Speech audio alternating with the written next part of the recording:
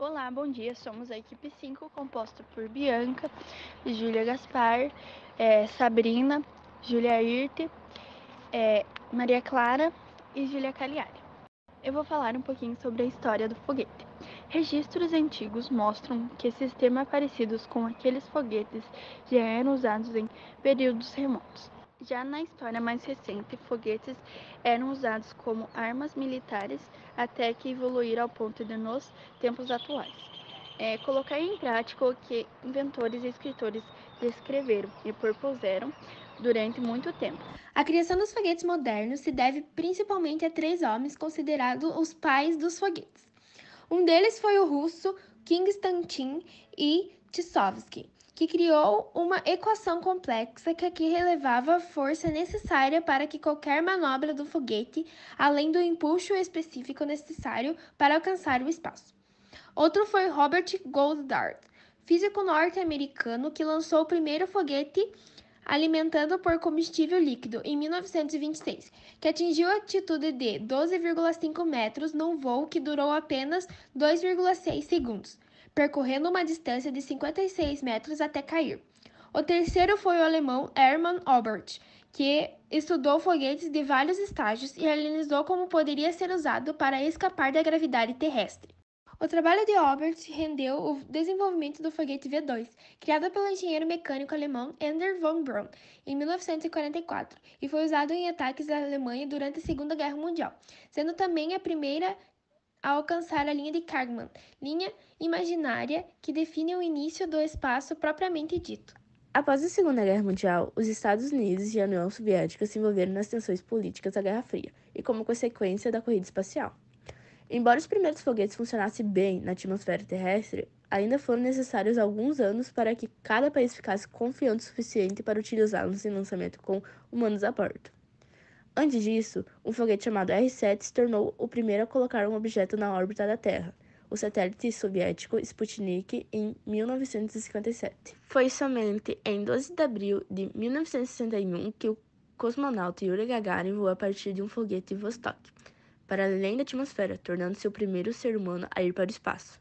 Já os Estados Unidos pavimentaram o fim do conflito quando levaram os primeiros astronautas à superfície lunar, em 1969, com o Apollo 11. Ônibus espaciais são veículos parcialmente reutilizáveis pela NASA. Ele é usado para o lançamento de satélites, para missões tripuladas, para reparo de equipamentos em órbita e reabastecimento de estações espaciais. Qual é o valor de um ônibus espacial? O ônibus espacial Endeavour custou cerca de 1,7 bilhões de dólares para ser construído em 1991. Segundo a NASA, este é o quinto e mais recente. Embora tenha cessado a atividade antes de seu antecessor, o Atlantis, o custo médio de um lançamento no espaço é de 450 milhões de dólares. A NASA desenvolveu um total de 6 ônibus espaciais: Enterprise, Columbia, Challenger, Discovery, Atlantis e Endeavour. O Enterprise foi usado apenas para testes e não atingiu a órbita terrestre. Os outros completaram 32 mil horas de missões e transportaram 355 astronautas de 16 países para o espaço. Por que a NASA não constrói mais ônibus espaciais? O cancelamento do programa foi devido ao alto custo de missões e duas tragédias que mataram 14 astronautas. A explosão do Challenger durante o lançamento em 28 de janeiro de 1986 e o desastre de Columbia, que se desintegrou ao reentrar na atmosfera terrestre em 1º de fevereiro de 2003. Agora eu vou falar um pouco sobre os ônibus espaciais Buran. É uma série de 11 ônibus espaciais construídos pelo Programa Espacial Soviético, como parte do chamado Programa Buran Energy. O primeiro da série, originalmente chamado de ônibus espacial 1.01, foi a primeira espaçonave reutilizável soviética.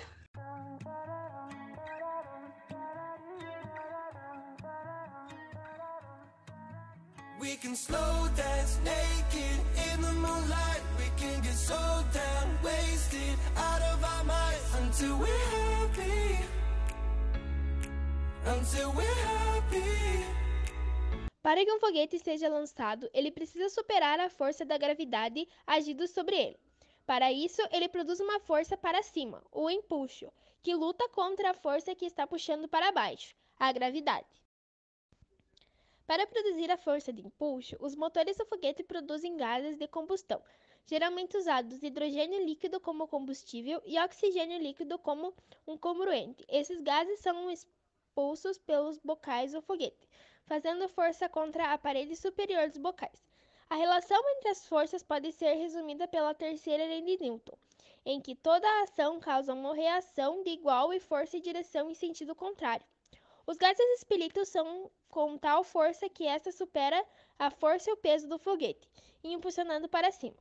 Podemos usar a seguinte equação para demonstrar: E menos P igual a M vezes A, onde E é o impulso, P é o peso do foguete e M é a sua massa total, e A é a aceleração do foguete. A aceleração inicial necessária para impulsionar o foguete pode ser calculada pela equação E igual a M vezes A. Para que o foguete consiga superar a gravidade, a aceleração inicial precisa ser maior que a aceleração gravitacional da superfície da Terra, que é 9,8 metros por segundo ao quadrado. Quanto menor a massa do foguete, menor a massa de impulso necessária para lançá-lo.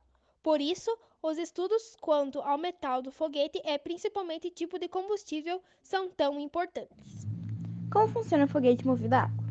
Basicamente, os materiais para se fazer um foguete movido a água são uma bomba de encher pneu, uma válvula de pneu, um cordão para usar no disparo, uma base, uma alimentação, um gatilho e um foguete.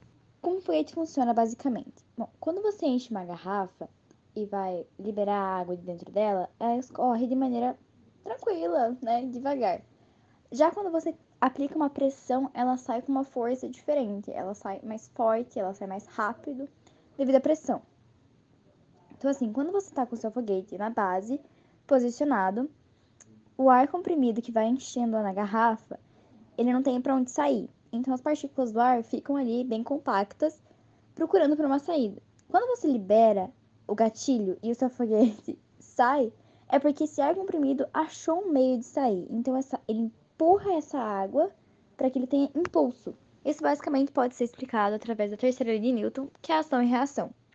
A ação da água e do ar pressurizado saindo da garrafa gera uma reação, que é o foguete sendo lançado. É interessante fazer uma análise também através da primeira lei de Newton, a lei da inércia.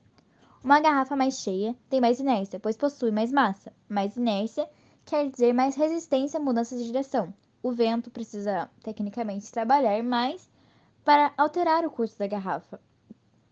Uma garrafa menos cheia tem menos inércia, pois possui menos massa. Menos inércia quer dizer menos resistência a mudanças de direção. Com pouca força, o vento empurra a garrafa para outro curso. Também tudo varia dependendo do grau de inclinação do seu foguete. Entre 45 e 60 graus são os graus mais utilizados para quando você quer que seu foguete vá mais longe. O grau de 90 graus é utilizado quando você quer que seu foguete vá mais para cima.